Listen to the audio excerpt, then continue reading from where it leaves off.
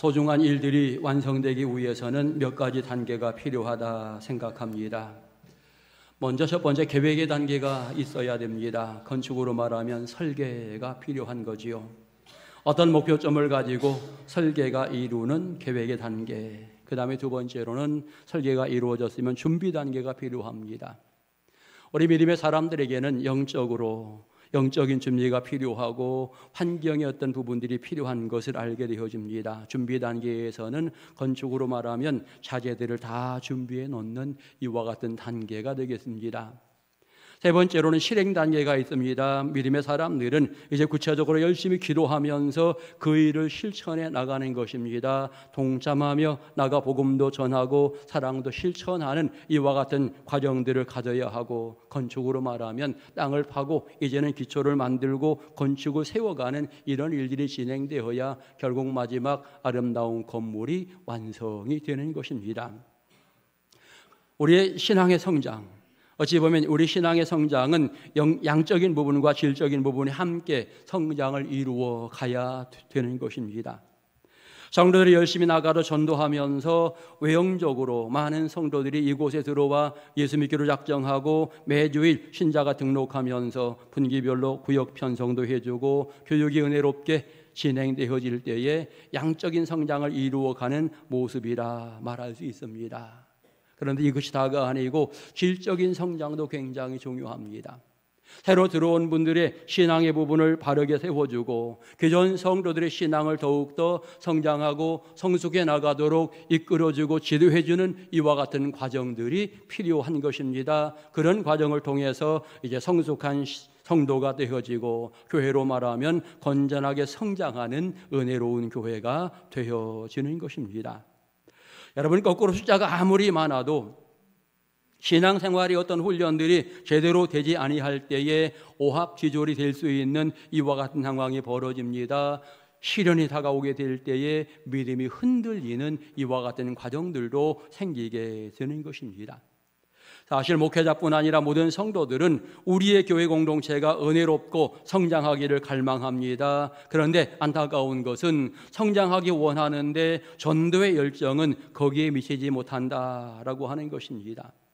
성장하기 원하는데 말씀을 가르치는 것과 말씀을 배우는 이와 같은 열정들은 굉장히 낮다라고 하는 것이 문제가 되는 것입니다. 때로 어떤 분들은 신앙생활을 진행해 나가며 주일에 한 번 예배하면서 내 신앙의 전체를 커버하려고 하는 이와 같은 경향도 가지게 되어지는데 사실 하루로서는 연약한 것이 사실입니다. 적어도 시간마다 하나님의 귀한 전에 나와 말씀을 들으며 예배하며 성도들을 만나고 아름다운 친교를 이루어 가게 될 때 여러분, 거기에 좀 더 아름다운 성장, 아름다운 성숙이 이루어지게 되는 것입니다. 결국 교회가 성장한다라고 말하게 될 때에는 모든 성도들이 함께 모이는 부분에 최선을 다해야 합니다. 함께 열심히 모여야 하고 모여서 하나님 앞에 예배하며 영광 돌리고 뿐만 아니라 서로 사랑을 나누며 교제하고 말씀을 배우는 이와 같은 과정들을 가지게 될 때에 우리는 온전한 성장의 아름다움을 느끼게 되는 것입니다. 결국 모이는 것이 어떤 성장의 출발점이다라고 하는 것이고요. 이제 함께 모여서 말씀으로 훈련받고 사랑을 실천해 나가면서 교회 공동체가 은혜롭고 행복하게 성장하는 이와 같은 모습을 가지게 되는 것입니다. 교회 성장 연구소에서 이런 발표를 하였습니다. 교회 성장을 위한 7가지 투자라고 이렇게 큰 제목을 붙여서 첫 번째로는 재정을 투자하라 이렇게 조언을 하게 되어집니다. 교회가 선교하는데 재정을 투자하고 구지하는데 재정을 투자하고 교육하는데 재정을 투자해야 된다. 하나님의 귀한 일들을 이루어가는 과정 속에 재정 투자는 반드시 필요하다라고 하는 부분을 언급하게 되는 것입니다.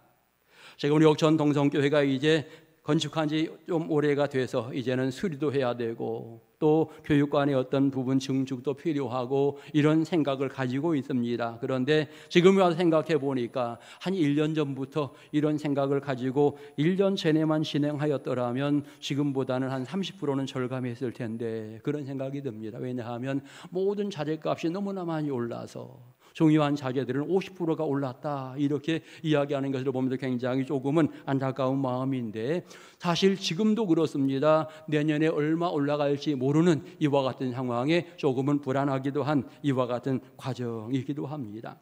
분명한 것은 여러분, 성장한다라고 이야기하게 될 때에 이제 이 부분들, 투자에 관한 부분들이 필요한데 우리가 적극적으로 함께 협력해서 투자를 이루어 가게 될 때에 거기에 아름다운 열매들이 맺어지게 됩니다. 그래서 성장하기 원하느냐, 투자하라 이렇게 조언하고 있는 것입니다.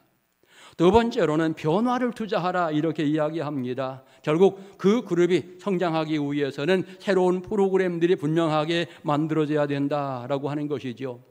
고령화 시대, 초고령화 시대를 맞이하면서 어른들을 위한 모임방이나 어떤 프로그램들이 필요하고, 이제 다음 세대가 굉장히 줄어드는 상황이니 유치부, 아동부, 중고등부, 청년부 이들을 위해서 뭔가 투자하고 새로운 계획들을 세워가는 이 부분이 필요하다라고 이야기하면서 변화에 투자하라 이렇게 조언을 합니다. 그리고 세 번째로는 헌신을 위해 투자하라. 헌신할 수 있는 소중한 일꾼들이 이제 많아져야 된다라고 하는 거죠. 한두 사람 헌신하여서 일이 되는 것이 아니라 정말 여러 사람이 함께 헌신해서 일들이 진행될 때 정말 모든 사람들이 자기의 재능으로 봉사하고 또 시간을 내어 봉사하고 물질로 봉사하고 여러 가지 방법으로 헌신하게 될 때에 아름다운 열매가 맺어지기에 헌신에 투자하라 이렇게 조언하고 있습니다. 그런가 하면 리더십에 투자하라 이렇게 네 번째로 설명을 하게 됩니다. 각 소중한 일꾼들을 잘 훈련시켜서 그들이 앞장서서 일들을 감당하게 되어지면 더 좋은 이제 결과들이 얻어지게 되기에 리더십에 투자하라 이렇게 말하고, 다섯 번째로는 조직에 투자하라 이렇게 설명합니다. 구역의 활성화가 잘 되도록, 남녀 선교회가 아름답게 운영이 되도록, 또 연합선교회가 선하게 진행되도록 이와 같은 각 조직에 투자하는 모습이 중요하다 강조하고요. 여섯 번째로는 관계에 투자하라. 사람들과의 관계가 은혜롭게 잘 지속이 되도록 믿지 않은 사람들과도 좋은 관계를 맺어야 하고 성도들과도 마찬가지로 좋은 관계를 유지해야만 성장하는 공동체가 된다. 마지막은 자기 개발에 투자하라 이렇게 조언합니다. 여러 부분의 성장이 진행되는데 정작 내가 성장이 안 되면 안 되는 거죠. 그렇기 때문에 자기 개발에 최선을 다해서 투자하게 될 때에 자기가 영적으로 성숙을 이루어 가면서 함께 주의 일을 감당해 나가게 될 때에 아름다운 공동체가 되기 때문에 성장하기 원한다면 이런 투자를 해야 된다 이렇게 조언을 하고 있는 것입니다. 우리 옥천 농성교회가 이제 성장의 꿈을 꾸고 있습니다. 함께 여러분 모두가 여기에 주역이 되어서 소중한 역할을 잘 감당해 주는 믿음의 일꾼들 될 수 있기를 소망합니다. 자, 오늘 성경 본문 보시면요, 하나님께서 야곱아, 이스라엘아 이렇게 부르게 됩니다. 여기에서 야곱이나 이스라엘, 이것은 하나님 백성을 의미합니다. 개인 한 사람을 지칭하기보다는 이스라엘의 공동체 전체를 부르시는 하나님의 음성인 것을 알 수 있습니다. 특별히 여러분 신앙 공동체, 교회 공동체가 하나님의 사랑을 받으면서 은혜롭게 성장하기 원한다면 어떤 모습들이 있어야 되는가? 오늘 성경을 통해서 우리는 몇 가지를 생각해 볼 수 있습니다. 첫 번째로 여러분, 교회가 성장하기 위해서 불평과 원망의 소리가 사라져야 된다라고 하는 것입니다. 불평과 원망의 소리가 사라져야 한다. 불평이 쌓여있는 사람들은요, 그 자신에게도 믿음의 성장이 잘 이루어지지 않습니다. 여러분, 불평이 많은 사람은 매사에 적극적이기보다는 소극적으로 뒷걸음치는 이와 같은 신앙의 모습을 보이게 되어집니다. 어떤 일이든지 감당하더라도 억지로 하려고 하는 이런 모습이 생기게 되어지지요. 그렇기 때문에 불평과 원망은 우리 영적으로 아무런 도움이 되지 않는다. 불평과 원망을 제거해 버려야만 아름다운 성장이 이루어지게 되는 것입니다. 성경 보면 어느 날 아론과 미리암이 모세를 향하여 불평합니다. 여호와께서 자기만 대화하였느냐, 우리와도 만나지 않았느냐라고 이야기하면서, 그런데 왜 모세 자기만 대장 노릇하는 거야? 불평함이 원망합니다. 그런데 하나님께서 이 과정을 통해서 책망하는 모습을 보여줍니다. 사실은 당시 아론과 미리암은 모세를 협력하는 데 일본에 있는 사람들입니다. 가장 협력을 잘해야 될 사람들이지요.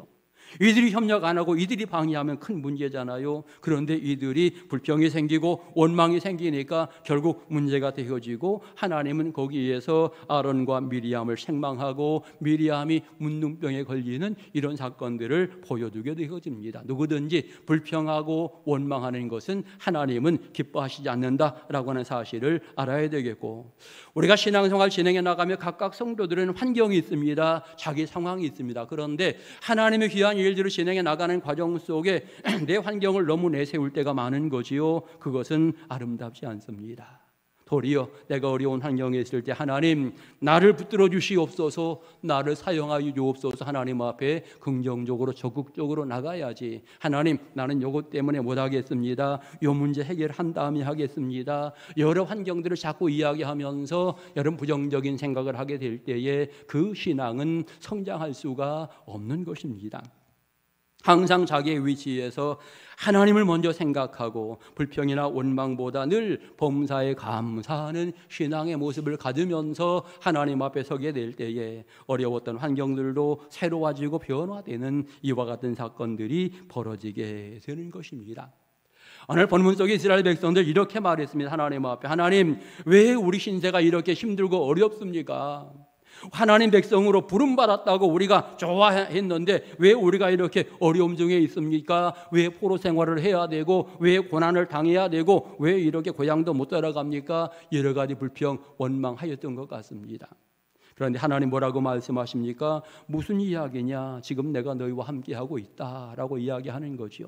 그의 백성들, 하나님 왜 우리를 버리셨습니까? 하나님 어디 계십니까? 라고 이렇게 불평하고 원망하는데 하나님의 대답은 무슨 말이냐? 내가 지금 너희와 함께하고 있다, 이렇게 성경을 통해서 이야기하고 있는 것입니다.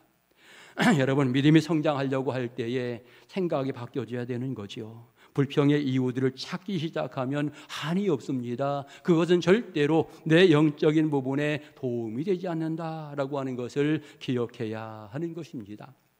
하나님이 가나안 땅, 축복의 땅을 약속하시면서 그 땅을 주시기 전에 정탐꾼 12명을 보내게 되지 않습니까? 정탐하고 돌아와서 그들이 보고하는데 놀랍게도 여호수아와 갈렙은 긍정적으로 보고하지만 10명의 정탐꾼은 불평 섞인 원망 섞인 모습으로 보고가 진행이 되어집니다.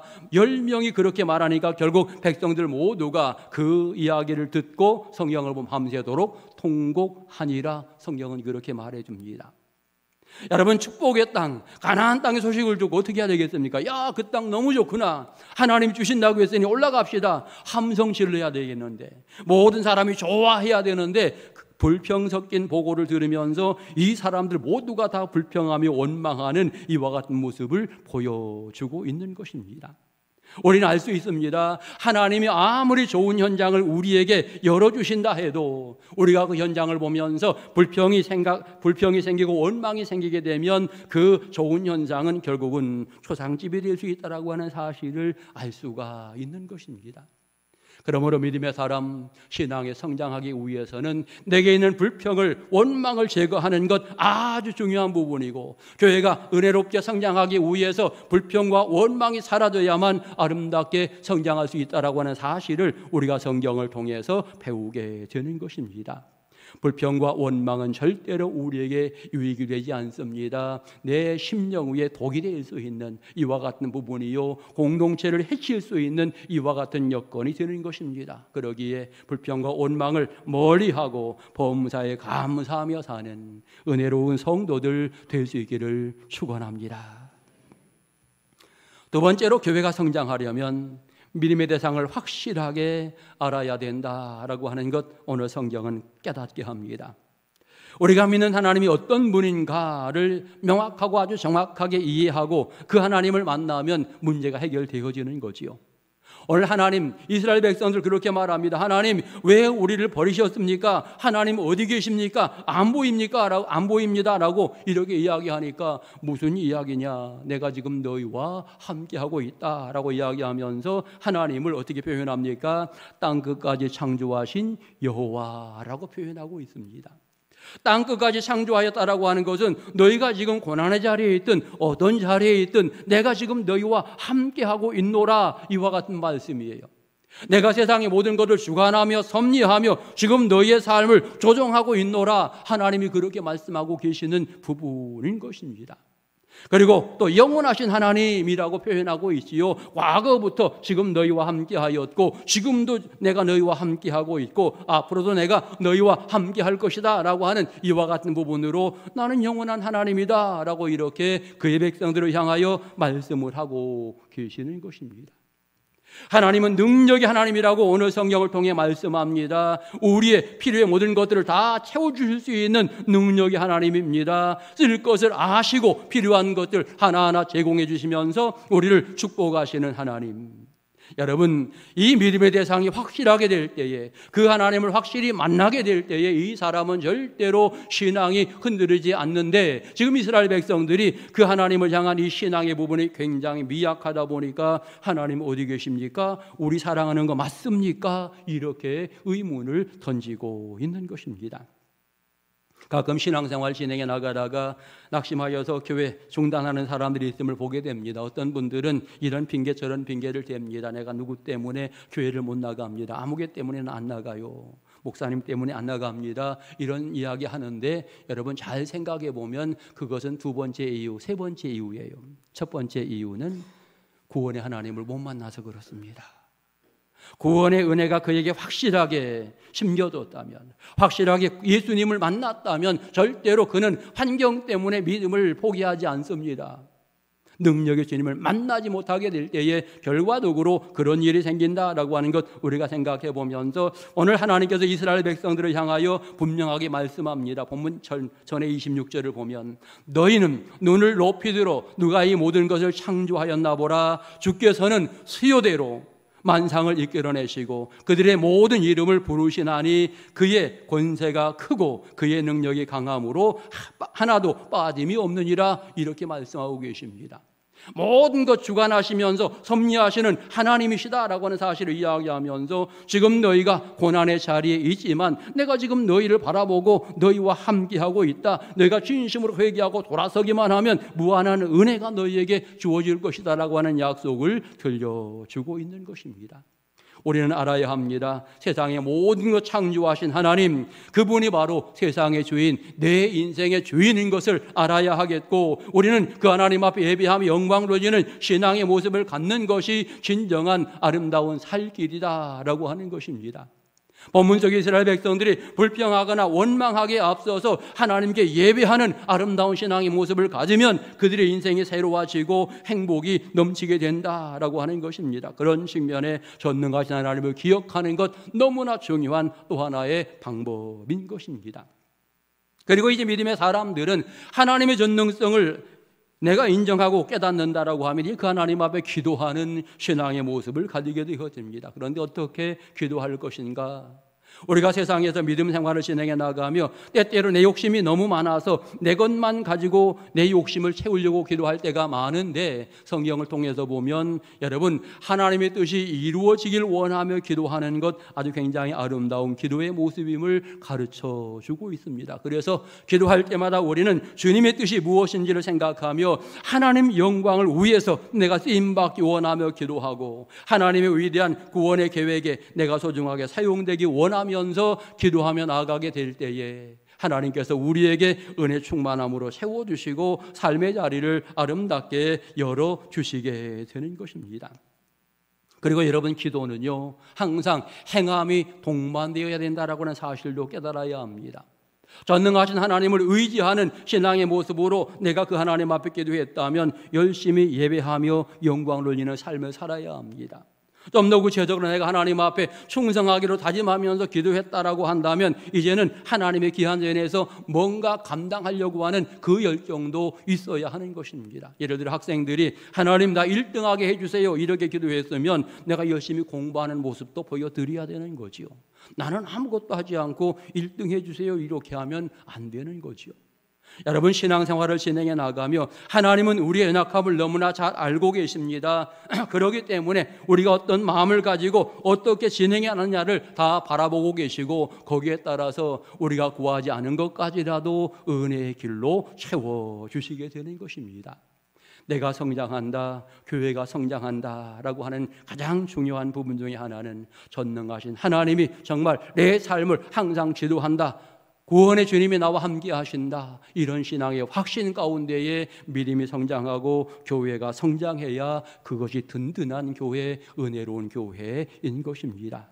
모든 과정 속에 전능하신 하나님을 기억하시고 그 하나님 확실히 의지하며 사는 복 있는 성도들 될 수 있기를 축원합니다. 마지막 세 번째로 교회가 성장하려면 성도들 모두가 오늘 성경의 표현대로 여호와를 앙망해야 된다라고 하는 것입니다. 여러분, 신앙생활은 아주 적극적인 부분으로 표현하는 부분입니다. 긍정적인 사고로 믿음을 전진해야만 하나님의 은혜가 확실하게 임하게 되어집니다. 성경을 보면 오직 여호와를 앙망하는 자는 새 힘을 얻으리니 독수리의 날개침이 올라감 같을 것이요 다름박질하여도 곤비하지 아니하겠고 걸어가도 피곤하지 아니하리로다, 이렇게 말합니다.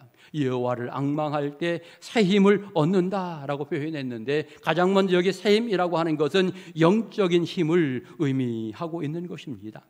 영적으로 건강함이 유지될 때에 하나님의 선한 일에 쓰임받고 믿음을 진행해 나가는 데에도 기쁨과 감격 속에 믿음의 전진이 이루어지게 되는 것입니다. 하나님의 선한 일이 무엇인지를 생각하면서 그 일을 진행해 나가는 자가 영적으로 힘을 얻은 자인 것을 알 수 있고요. 사실 세상의 환경은 우리를 낙심시키는 여건들을 너무나 많습니다. 그때마다 필요한 것은 영적으로 재무장하는 신앙의 자세가 나에게 필요한 것입니다.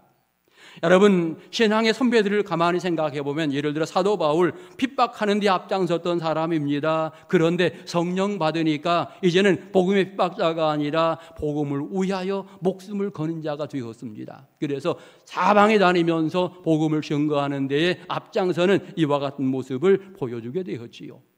모세가 여러분 광야에 40년 동안 수많은 어려움들이 많이 있었습니다. 그럼에도 불구하고 지치지 않고 그에게 주어진 사명을 감당할 수 있었던 것은 하나님이 그에게 영적인 은혜를, 능력을 부어주게 될 때 가능했다라고 하는 것 분명하게 알 수 있는 것입니다.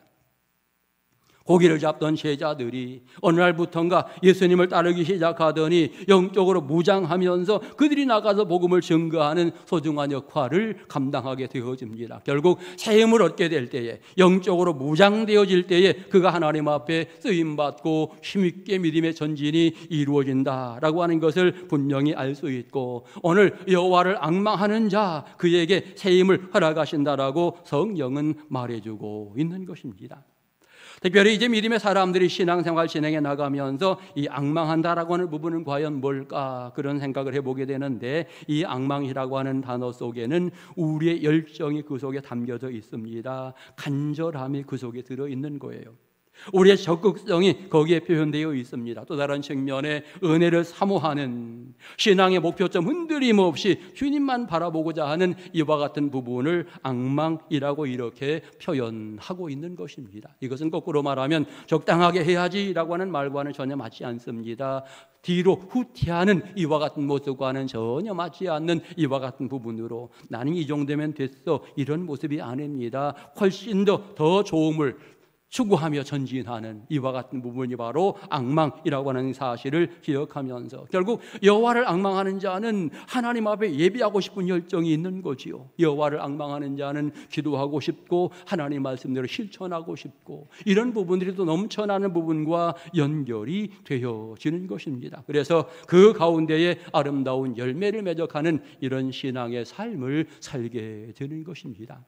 바울은 그런 고백합니다. 내가 예수 그리스도의 심장으로 너희를 사랑한다 라고 이렇게 표현했는데, 오늘 우리에게 바로 그와 같은 예수님의 놀라운 사랑으로 가득 무장한 이런 신앙의 영적인 모습이 있어야 되는 거지요. 그것이 바로 새 힘이 되어서 내 인생을 이끌어가고 신앙을 이끌어가는 이런 역할들을 감당하게 되어지는 것입니다. 사순절 기간 동안에 우리는 무엇을 하였는가, 그리고 앞으로 무엇을 해야 되는가, 이런 부분들을 가만히 생각해 볼 때 내 신앙의 성장을 위해서 내가 최선의 노력을 다하고 교회 성장을 위해서 하나님이 원하시는 그 일에 내가 쓰임받기 원하며 살게 될 때에 여러분 거기에 더 풍성한 열매, 은혜로운 열매가 맺어지게 되는 것입니다. 고난의 시간이 지나면 부활의 영광의 시간이 다가오게 되는 줄 믿습니다. 열심히 주님을 바라보며 나아가게 될 때에, 적극적으로 주님 앞에 서게 될 때에 거기에 풍요로운 열매들이 맺어지게 되는 것입니다. 이 한 주도 믿음 안에 거할 때에 주님의 고난 기억하면서 내가 그 자리에 가겠습니다. 내가 그 말씀에 순종하겠습니다. 여호와를 앙망하면서 적극적으로 그 일에 동참해 나가시고 큰 은혜와 사랑을 받는 행복한 한 주간 되시기를 주의 이름으로 축원합니다. 기도드리겠습니다. 걸어가신 하나님, 우리가 많이 부족하고 연약합니다.